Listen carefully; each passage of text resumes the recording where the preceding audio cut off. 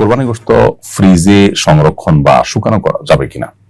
কোরবানির গোশত ফ্রিজে সংরক্ষণ করে যেমন খাওয়া যাবে, একইভাবে রোদে শুকিয়ে সেটাকে সংরক্ষণ করে রান্না করে খাওয়া যাবে। এটি কোনো নাজায়েজ বিষয় নয়। আমাদের সমাজে একসময় মানুষের মধ্যে এটি কুসংস্কার জন্য বিশ্বাস ছিল যে কোরবানির গোশত শুকিয়ে খাওয়া যায় না, ফ্রিজে রাখা যায় না। মূলত দুইটাই করা যাবে। তবে এটা ঠিক যে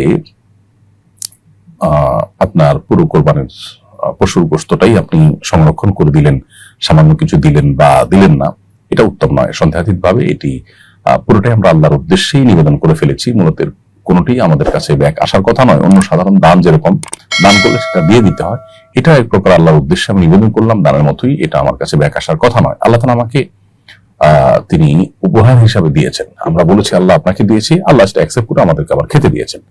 অতএব সেটার সবটুকু না খেয়ে আল্লাহর নির্দেশনা মোতাবেক কিছু খেয়ে কিছু দান করা উত্তম। বা যদি কেউ রেখে দেন, রেখে খান, তার কোরবানি